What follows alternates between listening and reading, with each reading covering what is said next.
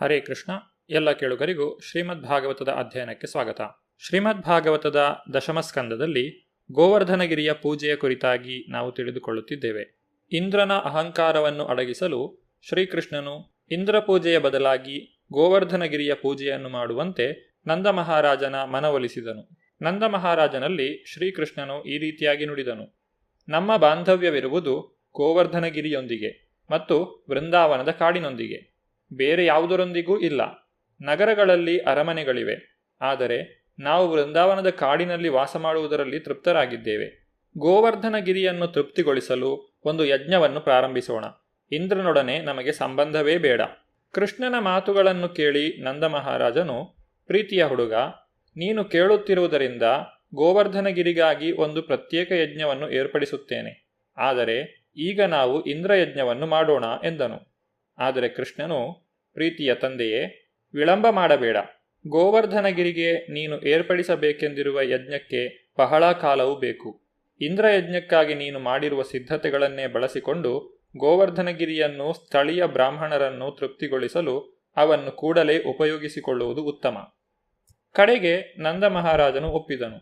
ಈ ಯಜ್ಞವನ್ನು ಹೇಗೆ ಮಾಡಬೇಕು ಎಂದು ಗೋಪಾಲಕರು ಕೃಷ್ಣನನ್ನು ಕೇಳಿದರು.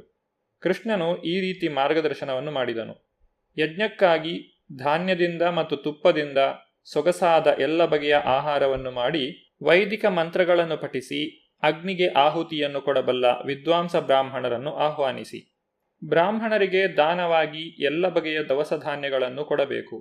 ಅನಂತರ ಎಲ್ಲ ಹಸುಗಳಿಗೆ ಅಲಂಕಾರ ಮಾಡಿ ಒಳ್ಳೆಯ ಆಹಾರವನ್ನು ಕೊಡಬೇಕು. ಇದನ್ನು ಮಾಡಿದ ನಂತರ ಎಲ್ಲರಿಗೂ ಸಮೃದ್ಧವಾಗಿ ಪ್ರಸಾದವನ್ನು ನೀಡಬೇಕು. ಹಸುಗಳಿಗೆ ಒಳ್ಳೆಯ ಹುಲ್ಲನ್ನು ತಿನ್ನಿಸಿದ ಕೂಡಲೇ ಗೋವರ್ಧನ ಪೂಜೆ ಎನ್ನುವ ಯಜ್ಞವು ಪ್ರಾರಂಭವಾಗುವುದು. ಈ ಯಜ್ಞದಿಂದ ನನಗೆ ಬಹಳ ತೃಪ್ತಿಯಾಗುತ್ತದೆ. ಈ ರೀತಿಯಾಗಿ ತಾನೇ ಸ್ವರ್ಗಲೋಕದ ಪರಮನಿಯಂತ್ರಕ ಎಂದು ಅಹಂಕಾರದಿಂದ ಬೀಗುತ್ತಿದ್ದ ಇಂದ್ರನಿಗೆ ಬುದ್ಧಿ ಕಲಿಸಲು ದೇವೋತ್ತಮ ಪರಮಪುರುಷನಾದ ಶ್ರೀಕೃಷ್ಣನು ಇಂದ್ರಯಜ್ಞವನ್ನು ನಿಲ್ಲಿಸಿ ಗೋವರ್ಧನಗಿರಿಯ ಪೂಜೆಯನ್ನು ಪ್ರಾರಂಭಿಸುವಂತೆ ಗೋಪಾಲಕರಿಗೆ ಉಪದೇಶಿಸಿದನು. ನಂದ ಮಹಾರಾಜನ ನಾಯಕತ್ವದಲ್ಲಿದ್ದ ಪ್ರಾಮಾಣಿಕರಾದ ಮತ್ತು ಸರಳ ಮನಸ್ಸಿನ ಗೋಪಾಲಕರು ಅವನ ಸೂಚನೆಯನ್ನು ಒಪ್ಪಿಕೊಂಡು ಪ್ರತಿಯೊಂದು ವಿವರವನ್ನು ಪಾಲಿಸಿದರು. ಅವರು ಗೋವರ್ಧನ ಪೂಜೆಯನ್ನು ಮಾಡಿ ಗಿರಿಗೆ ಪ್ರದಕ್ಷಿಣೆ ಮಾಡಿದರು. ಶ್ರೀಕೃಷ್ಣನ ಉಪದೇಶದಂತೆ ನಂದ ಮಹಾರಾಜನು ಗೋಪಾಲಕರನ್ನೂ ವಿದ್ವಾಂಸರನ್ನೂ ಬರಮಾಡಿಕೊಂಡು ವೈದಿಕ ಮಂತ್ರಗಳ ಪಠಣ ಮಾಡುತ್ತಾ ಪೂಜೆಯನ್ನು ಮಾಡಿ ಪ್ರಸಾದವನ್ನು ಹಂಚಿದನು. ವೃಂದಾವನದ ನಿವಾಸಿಗಳು ಒಟ್ಟಿಗೆ ಸೇರಿ ತಮ್ಮ ಹಸುಗಳಿಗೆ ಅಲಂಕಾರ ಮಾಡಿ ಅವುಗಳಿಗೆ ಹುಲ್ಲನ್ನು ತಿನ್ನಿಸಿದರು. ಹಸುಗಳನ್ನು ಮುಂದಿರಿಸಿಕೊಂಡು ಅವರು ಗೋವರ್ಧನಗಿರಿಯ ಪ್ರದಕ್ಷಿಣೆಯನ್ನು ಪ್ರಾರಂಭಿಸಿದರು. ಗೋಪಿಯರು ಬಹುವೈಭವದ ಉಡುಪುಗಳನ್ನು ಧರಿಸಿ ಎತ್ತುಗಳನ್ನು ಕಟ್ಟಿದ ಗಾಡಿಯಲ್ಲಿ ಹೋಗುತ್ತಾ ಕೃಷ್ಣನ ಲೀಲೆಗಳನ್ನು ಹೊಗಳುತ್ತಿದ್ದರು.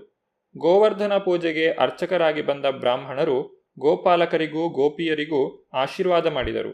ಎಲ್ಲವೂ ಮುಗಿದ ನಂತರ ಗೋವರ್ಧನಗಿರಿಯೂ ಕೃಷ್ಣನೂ ಒಂದೇ ಎಂದು ಭಕ್ತರಿಗೆ ಮನದಟ್ಟು ಮಾಡಿಕೊಡಲು ಕೃಷ್ಣನು ದಿವ್ಯ ರೂಪವನ್ನು ತಳೆದು ತಾನೇ ಗೋವರ್ಧನಗಿರಿ ಎಂದು ವೃಂದಾವನದ ನಿವಾಸಿಗಳಿಗೆ ಘೋಷಿಸಿದನು.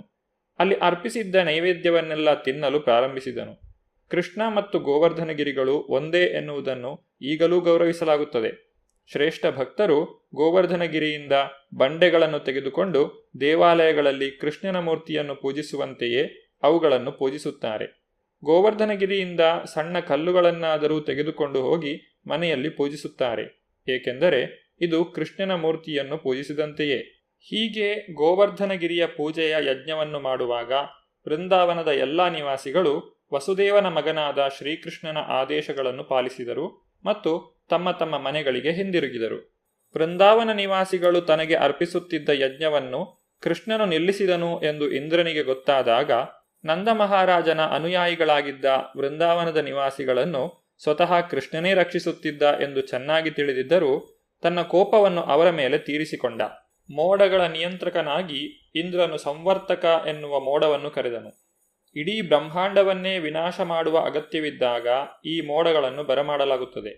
ವೃಂದಾವನಕ್ಕೆ ಹೋಗಿ ಇಡೀ ಪ್ರದೇಶದಲ್ಲಿ ಪ್ರವಾಹ ಉಂಟಾಗುವಂತೆ ಧಾರಾಕಾರವಾಗಿ ಮಳೆಯನ್ನು ಸುರಿಸಬೇಕೆಂದು ಇಂದ್ರನು ಆ ಮೋಡಕ್ಕೆ ಅಪ್ಪಣೆ ಮಾಡಿದನು. ರಾಕ್ಷಸರು ಬಹುಬಲಶಾಲಿಗಳಾದಾಗ ಅವರು ಪರಮನಿಯಂತ್ರಕನಾದ ದೇವಪುರುಷನನ್ನು ಧಿಕ್ಕರಿಸಿ ನಡೆಯುತ್ತಾರೆ. ಇಂದ್ರನು ರಾಕ್ಷಸನಲ್ಲದೇ ಇದ್ದರೂ ಭೌತಿಕ ಜಗತ್ತಿನಲ್ಲಿ ತನ್ನ ಸ್ಥಾನದಿಂದ ಅಹಂಕಾರಿಯಾಗಿ ಮೆರೆಯುತ್ತಿದ್ದ. ಅವನು ಪರಮನಿಯಂತ್ರಕನಿಗೆ ಸವಾಲೊಡ್ಡಲು ಬಯಸಿದ. ಆ ಕಾಲದ ಮಟ್ಟಿಗಾದರೂ ತಾನು ಕೃಷ್ಣನಷ್ಟು ಬಲಶಾಲಿ ಎಂದು ಇಂದ್ರನು ಭಾವಿಸಿದ. ಅವನು ವೃಂದಾವನದ ನಿವಾಸಿಗಳ ಸೊಕ್ಕನ್ನು ನೋಡಿ, ಅವರು ಕಾಡಿನ ನಿವಾಸಿಗಳು ಮಾತ್ರ, ಆದರೆ ತಮ್ಮ ಸ್ನೇಹಿತ ಕೃಷ್ಣನಲ್ಲಿ ಅತಿಮೋಹದಿಂದ ದೇವತೆಗಳನ್ನು ಧಿಕ್ಕರಿಸುವಷ್ಟು ಧೈರ್ಯ ಅವರಿಗೆ ಬಂದಿದೆ. ಕೃಷ್ಣನು ಒಬ್ಬ ಸಾಮಾನ್ಯ ಮನುಷ್ಯ ಅಷ್ಟೇ ಎಂದು ಹೇಳಿದನು. ವೃಂದಾವನದ ನಿವಾಸಿಗಳ ಕಾರ್ಯವನ್ನು ಶಪಿಸಿ ಇಂದ್ರನು ದೇವತೆಗಳ ಅಧಿಕಾರವನ್ನು ವಿರೋಧಿಸಿರುವುದರಿಂದ ವೃಂದಾವನದ ನಿವಾಸಿಗಳು ಭೌತಿಕ ಜೀವನದಲ್ಲಿ ಕಷ್ಟಪಡುವರು, ದೇವತೆಗಳಿಗೆ ಯಜ್ಞ ಮಾಡುವುದನ್ನು ಅಲಕ್ಷ್ಯ ಮಾಡಿ ಅವರು ಭವಸಾಗರದ ಅಡ್ಡಿಗಳನ್ನು ದಾಟಲಾರರು ಎಂದು ಹೇಳಿದನು. ಮುಂದುವರಿದು, ವೃಂದಾವನದ ಈ ಗೋಪಾಲಕರು ಕೃಷ್ಣ ಎನ್ನುವ ಹರಟೆಮಲ್ಲನ ಮಾತು ಕೇಳಿ ನನ್ನ ಅಧಿಕಾರವನ್ನು ಉಪೇಕ್ಷೆ ಮಾಡಿದ್ದಾರೆ. ಅವನು ಇನ್ನೂ ಮಗು ಅಷ್ಟೇ. ಈ ಮಗುವಿನ ಮಾತು ಕೇಳಿ ಅವರು ನನಗೆ ಕೋಪ ಬರುವಂತೆ ಮಾಡಿದ್ದಾರೆ ಎಂದನು. ಸಂವರ್ತಕ ಮೋಡಕ್ಕೆ ವೃಂದಾವನದ ಸಂಪತ್ತನ್ನು ಹಾಳು ಮಾಡುವಂತೆ ಅಪ್ಪಣೆ ಮಾಡಿದನು. ವೃಂದಾವನದ ಜನರು ತಮ್ಮ ಪ್ರಾಪಂಚಿಕ ಸಂಪತ್ತು ಮತ್ತು ಶ್ರೀಕೃಷ್ಣನು ಇರುವನೆಂಬ ಆತ್ಮವಿಶ್ವಾಸ ಇವುಗಳಿಂದ ಅಹಂಕಾರದಿಂದ ಬೀಗುತ್ತಿದ್ದಾರೆ. ಅವನು ಹರಟೆಮಲ್ಲ, ಅವನದು ಹುಡುಗಾಟಿಕೆ. ತಾನು ಬಹಳ ತಿಳಿದವನು ಎಂದು ಅವನು ಭಾವಿಸಿದ್ದರೂ ಬ್ರಹ್ಮಾಂಡದ ವಿಷಯ ಅವನಿಗೆ ತಿಳಿಯದು. ಈ ಜನರು ಕೃಷ್ಣನ ಮಾತನ್ನು ಇಷ್ಟು ಗಂಭೀರವಾಗಿ ತೆಗೆದುಕೊಂಡದ್ದರಿಂದ ಅವರಿಗೆ ಶಿಕ್ಷೆಯಾಗಬೇಕು. ಆದ್ದರಿಂದ ಸಂವರ್ತಕ ಮೋಡಕ್ಕೆ ವೃಂದಾವನವನ್ನು ಮುಳುಗಿಸಿ ಬಿಡುವಂತೆ ಅಪ್ಪಣೆ ಮಾಡಿದ್ದೇನೆ. ಈ ರೀತಿಯಾಗಿ ಅಪ್ಪಣೆ ಮಾಡಿ ಇಂದ್ರನು ತಾನೂ ಸಹ ಐರಾವತವನ್ನು ಏರಿ ವೃಂದಾವನದ ಕಡೆಗೆ ಸಾಗಿದನು. ಇಂದ್ರನು ಅಪ್ಪಣೆ ಮಾಡಿದಾಗ ಎಲ್ಲ ಮೋಡಗಳು ವೃಂದಾವನದ ಮೇಲೆ ಕಾಣಿಸಿಕೊಂಡವು ಮತ್ತು ತಮ್ಮ ಎಲ್ಲ ಶಕ್ತಿಯನ್ನು ಬಳಸಿ ಧಾರಾಕಾರವಾಗಿ ಮಳೆಯನ್ನು ಸುರಿಸಲು ಪ್ರಾರಂಭಿಸಿದವು. ಒಂದೇ ಸಮನೆ ಗುಡುಗು ಮತ್ತು ಮಿಂಚುಗಳ ಹಾವಳಿ, ಬಲವಾದ ಗಾಳಿ ಮತ್ತು ನಿಲ್ಲದೆ ಒಂದೇ ಸಮನೆ ಸುರಿಯುವ ಮಳೆ. ಮಳೆಯ ಹನಿಗಳು ಹರಿತವಾದ ಬಾಣಗಳಂತೆ ಬೀಳುತ್ತಿದ್ದ ಹಾಗೆ ಕಂಡಿತು. ನಿಲ್ಲಿಸದೆ ಕಂಬಗಳಷ್ಟು ದೊಡ್ಡದಾಗಿ ನೀರನ್ನು ಸುರಿದು ಮೋಡಗಳು ಕ್ರಮೇಣ ವೃಂದಾವನದ ಭೂಮಿಯನ್ನು ಮುಚ್ಚಿಬಿಟ್ಟವು. ಎತ್ತರದ ಮತ್ತು ತಗ್ಗಿನ ಭೂಮಿಯ ನಡುವೆ ಯಾವ ವ್ಯತ್ಯಾಸವೂ ಕಾಣುತ್ತಿರಲಿಲ್ಲ. ಸನ್ನಿವೇಶವು ತುಂಬ ಅಪಾಯಕರವಾಗಿತ್ತು. ಪ್ರಾಣಿಗಳಿಗಂತೂ ತೀರಾ ಅಪಾಯ. ಮಳೆಯ ಜೊತೆಗೆ ಪ್ರಚಂಡ ಮಾರುತ ಬೇರೆ. ವೃಂದಾವನದ ಪ್ರತಿ ಜೀವಿಯು ತೀಕ್ಷ್ಣ ಚಳಿಯಿಂದ ನಡುಗಲು ಪ್ರಾರಂಭಿಸಿತು. ಬೇರೆ ಯಾವ ರೀತಿಯಲ್ಲಿಯೂ ಬಿಡುಗಡೆ ಕಾಣದೆ ಅವರೆಲ್ಲರೂ ಗೋವಿಂದನ ಚರಣಕಮಲಗಳಲ್ಲಿ ಆಶ್ರಯ ಪಡೆಯಲು ಬಂದರು. ವಿಶೇಷವಾಗಿ ಹಸುಗಳು ಭಾರೀ ಮಳೆಯಿಂದ ಕಷ್ಟಕ್ಕೆ ಸಿಲುಕಿ ತಲೆಯನ್ನು ತಗ್ಗಿಸಿ ತಮ್ಮ ಕರುಗಳನ್ನು ತಮ್ಮ ದೇಹದ ಕೆಳಗೆ ಇರಿಸಿಕೊಂಡು ದೇವೋತ್ತಮ ಪರಮಪುರುಷನ ಚರಣಕಮಲಗಳ ಆಶ್ರಯವನ್ನು ಪಡೆಯಲು ಅವನ ಬಳಿಗೆ ಬಂದವು. ವೃಂದಾವನದ ನಿವಾಸಿಗಳೆಲ್ಲ ಕೃಷ್ಣನಿಗೆ ಮೊರೆಯಿಡಲು ಪ್ರಾರಂಭಿಸಿದರು. ಅವರು, ಪ್ರೀತಿಯ ಕೃಷ್ಣ, ನೀನು ಸರ್ವಶಕ್ತ, ನಿನ್ನ ಭಕ್ತರಲ್ಲಿ ನಿನಗೆ ಅಪಾರ ಪ್ರೀತಿ. ಕೋಪಗೊಂಡ ಇಂದ್ರನಿಂದ ಬಹಳ ತೊಂದರೆಗೆ ಸಿಲುಕಿರುವ ನಮ್ಮನ್ನು ಕಾಪಾಡು ಎಂದು ಪ್ರಾರ್ಥಿಸಿದರು. ಅವನ ಪ್ರಾರ್ಥನೆಯನ್ನು ಕೇಳಿದಾಗ ಕೃಷ್ಣನಿಗೆ ತನ್ನ ಯಜ್ಞದ ಗೌರವವನ್ನು ಕಳೆದುಕೊಂಡ ಇಂದ್ರನು ಇದು ಮಳೆಗಾಲವಲ್ಲದಿದ್ದರೂ ಆಲಿಕಲ್ಲು ಮತ್ತು ಬಲವತ್ತರವಾದ ಗಾಳಿಗಳೊಡನೆ ಮಳೆಯನ್ನು ಸುರಿಸುತ್ತಿದ್ದಾನೆ ಎಂದು ಅರ್ಥವಾಯಿತು. ಇದು ಇಂದ್ರನ ಕೋಪದ ಉದ್ದೇಶಪೂರ್ವಕ ಪ್ರದರ್ಶನ. ತಾನೇ ಸರ್ವಶ್ರೇಷ್ಠನೆಂದು ಬಗೆದ ಇಂದ್ರನು ತನ್ನ ಮಹಾಶಕ್ತಿಯನ್ನು ತೋರಿಸುತ್ತಿದ್ದಾನೆ. ಆದರೆ ನಾನು ನನ್ನ ಪದವಿಗೆ ಸರಿಯಾಗಿ ಅವನಿಗೆ ಉತ್ತರವನ್ನು ನೀಡುತ್ತೇನೆ. ಬ್ರಹ್ಮಾಂಡದ ನಿರ್ವಹಣೆಯಲ್ಲಿ ಅವನು ಸ್ವತಂತ್ರನಲ್ಲ ಎಂದು ಅವನಿಗೆ ಕಲಿಸುತ್ತೇನೆ. ನಾನು ಎಲ್ಲದರ ಪರಮಪ್ರಭು. ಅವನ ಶಕ್ತಿಯಿಂದ ಅವನಲ್ಲಿ ಉದ್ಭವವಾಗಿರುವ ಹುಸಿ ಪ್ರತಿಷ್ಠೆಯನ್ನು ತೊಡೆದು ಹಾಕುತ್ತೇನೆ. ಹೇಗೋ ಏನೋ ಇಂದ್ರನಿಗೆ ಭೌತಿಕ ಶಕ್ತಿಯಿಂದ ಅಹಂಕಾರ ಬಂದಿದೆ. ಈ ಹುಸಿ ಪ್ರತಿಷ್ಠೆಯು ಅವನನ್ನು ಬಿಟ್ಟು ಹೋಗುವಂತೆ ಮಾಡುತ್ತೇನೆ.